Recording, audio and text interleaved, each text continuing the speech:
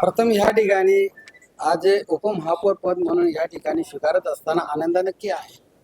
पण अधिक आनंद ह्या गोष्टीचा आहे की सन्माननीय नाईक साहेबांच्या नेतृत्वाखाली त्यांच्या नेतृत्वात या ठिकाणी हे उपमहापौर पद म्हणून या ठिकाणी स्वीकारताना आणि पुढे काम करताना अधिक आनंद आहे.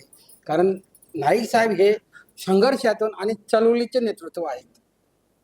नाईक साहेब हे संघर्ष आणि चळवळीचे नेतृत्व आहेत आणि आम्ही देखील त्या ठिकाणी अनेक वर्षापासून एक चळवळी नेतृत्व आणि एक संघर्ष नेतृत्व म्हणून नाईक साहेबांच्या नेतृत्वाखाली या ठिकाणी काम करण्यात जेवढा आनंद मिळेल आणि ह्या जो काही नवी मुंबईचे जे काही सर्वांगीण विकास, मग शहराचा सर्वांगीण विकास आणि नागरिकांचा सर्वांगीण विकास करण्यासाठी जो नाईक साहेब नेतृत्वामध्ये अधिक बल मिळेल, अधिक प्रेरणा मिळेल आणि ज्या काही लोकांच्या विविध समस्या आहेत त्या समस्यांना समाधान देण्याचं त्या ठिकाणी नक्की यश येईल. शिवसेना देखील चांगल्या संख्याबळाने निवडून आलेली आहे, मात्र आज त्यांनी आपले उमेदवारी अर्ज मागे घेऊन एक हात पुढे केलेला आहे. तर त्यांच्यासाठी विरोधकांसाठी कशी भावना असणार आहे सभागृहात? वास्तविक पाहता सभागृह सर्वांचा आहे. सभागृहामध्ये जरी लेफ्ट आणि राईट जरी असले, परंतु ज्या वेळेला नवी मुंबईच्या सर्वांगीण विकासासाठी आणि नागरिकांच्या जनकल्याणाच्या लाभासाठी ज्या वेळेला सम विचार असेल त्यावेळेला तो सभागृह सम असेल.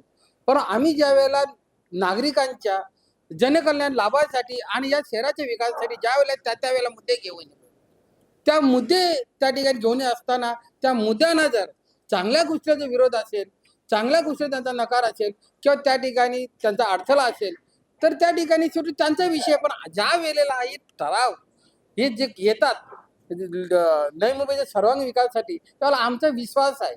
जसं आज ते सोबत आले तसं परत सोबत येते आणि त्याचं स्वागत आहे आणि आम्ही त्यांचा आभार मानतोय की त्यांनी आज या ठिकाणी बिनविरोधसाठी म्हणजे केंद्रात सोबत आहोत, राज्यात सोबत आहोत.